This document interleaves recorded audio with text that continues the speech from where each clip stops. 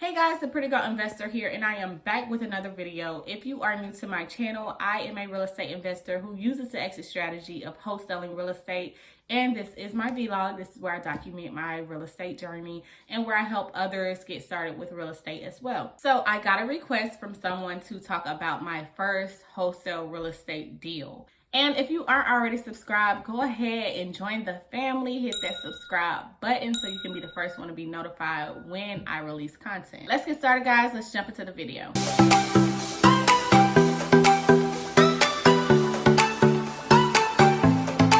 Okay, so first let's start off by point of contact with the seller. How did I come across this seller? How did I know the seller was motivated? And that is the key to this whole thing. We want to find motivated sellers. We don't want to work with people that are just wanting to sell for top dollar or retail value. So I found this seller on Facebook Marketplace. This is when Marketplace wasn't overly saturated. This was actually just last year. So I was just on Facebook, you know how we all be on Facebook scrolling. And I just went into Marketplace and was like, hey, I don't have to pull any type of list. This is a free platform where sellers are on here selling their houses. And that's what it is, guys. People are on these platforms because they're looking for a safe place to list their houses. So if you go on Facebook, you will find motivated sellers there. These are people that are actively raising their hand to say, hey, I am interested in selling my house. So when I DM the seller, as you sometimes know, that a lot of wholesalers are also marketing their deals on Marketplace. I will always introduce myself first when I am interested in a property and I'm not sure if I am speaking with the seller directly or if I'm speaking with a wholesaler just trying to sell their houses. Hi, my name is Tiara. Me and my team is very interested in this property. Are you the property owner? I start all my conversations off like that. I want to know if you own this house, or if you're a wholesaler, if you're a broker. I want to know if you're a cat, a dog. It doesn't even matter. I want to know I'm talking to the right person. So I always ask that question. From there, she replied, yes, she is the owner, and we talked about repairs next. So I asked her, as far as repairs, what needs to be done. Sometimes they will list it in the description, but you can still ask, is there anything else that you can add that needs to be done to the house, or is there anything else that needs to be done? So you can kind of fill them out and ask them to tell you a little bit more about the house. Ask certain questions like, are there any mortgages or liens that we should be aware of? Do you owe anything on this property? Is it free and clear? These are some of the points that you should hit when you are reaching out to motivated sellers. Also, you can get their motivation as well. This is a nice house, or this house is in a nice area. Why are you considering selling at this time? Ask certain questions like that just to bring out those pain points and find their motivation. But after we got through all of that, I was able to look over everything and make her an offer. So when you're making an offer, you want to put a rush for time on top of the offer that you make, so they won't think they can have all day to sit around and ponder and get other offers and things like that. You want to put a time frame on it. So this offer is valid for 3 days. Let me know what you think about this offer within that time frame. So once I sent the purchase agreement, I asked them to please review and complete this purchase agreement within 3 days. And that kind of put a rush upon things, but not too soon, but enough. I think 3 days is enough time for them to, squirm around and figure out what they want to do. And yeah, so they accepted my offer. When I marketed the property, I believe I had it at 180, and I was trying to get a 10K deal from that, and I marketed it on Facebook because that's where I found the deal, on Facebook, and that's all I knew. So when I marketed, I got offers, but it wasn't at 180. So I was just like, okay, what do I do now? I didn't know what else to do. So I reached out to someone that I saw was very active in the Facebook investor group that I was in, and I reached out to him and I asked him, hey, would you like to JV? Because he was very active.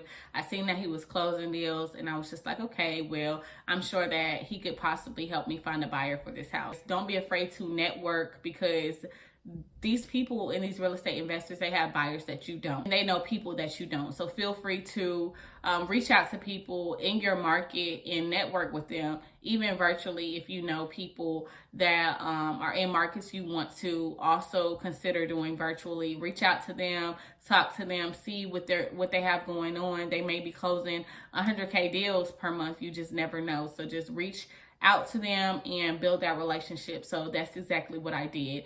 And he was able to help me close my deal. But before we talk about how much I made from this deal, I want to talk to you about the process of finding buyers. Since I did JV this deal with someone else, he had total control over the buyers. He told me that he had someone that was interested in it and they would like to take a look at it. So I met up with that buyer. I went out to the property. I met up with the buyer that the JV guy sent, and we had a conversation. When I got to the house, I walked the buyer through all of the rooms. We talked about what needed to be done. They had window air conditioning. It was just certain walls that shouldn't be there. Certain rooms that was a lot smaller to the other rooms. So we were just trying to figure out how we would convert this house into more bedrooms. I believe like a 4-bedroom or something like that. So we were gonna have to knock down certain walls in the bathroom, just things like that. And I really enjoyed that conversation with that buyer because he was able to talk to me more about real estate and what it's going to take for him to actually fix and flip this property. That was very, very interesting.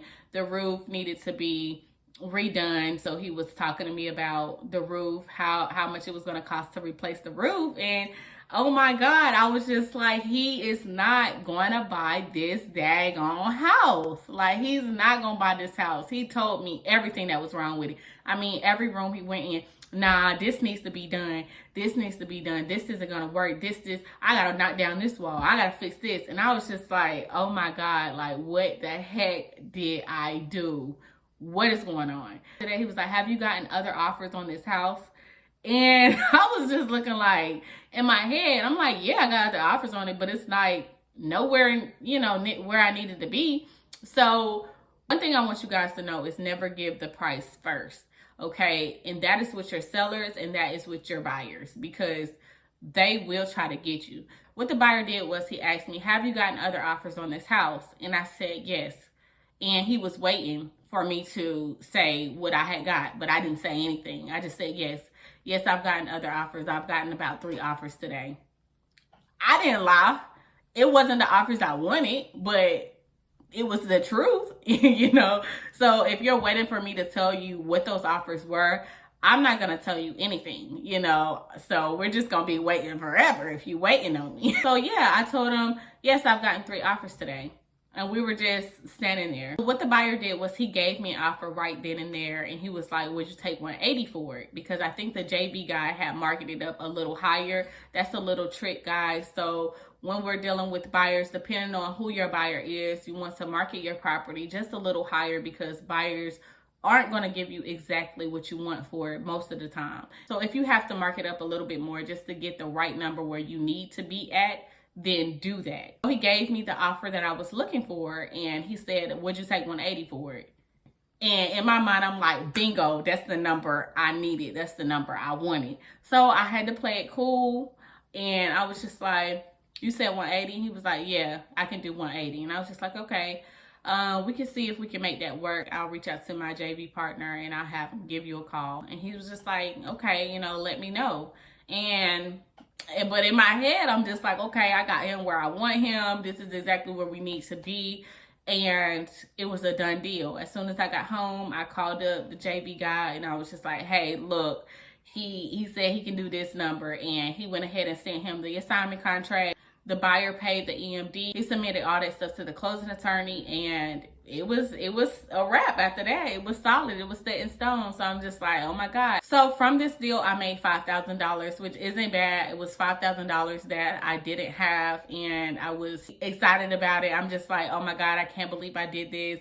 That was my confirmation that, okay, I'm going to keep going. I'm going to keep doing this. And yeah, here we are. I was very excited about this deal because it closed just a couple days before my birthday. So I was just like, hey, like I am about to turn up. This is just the best day ever. Like I had a very good birthday and I enjoyed myself. So that is the story of how I closed my first deal. These deals are out there. You just have to find somebody that is motivated. You have to also have good ethics. You don't need to be out here trying to take advantage of sellers, just because you're trying to get a whole bunch of money.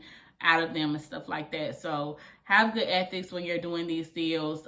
We didn't go to real estate school. We're not agents. However, we still need to move accordingly, and like we got some sense. If you have to renegotiate with the seller, you just need to let them know exactly what's going on, exactly what your buyer tells you is wrong with this house.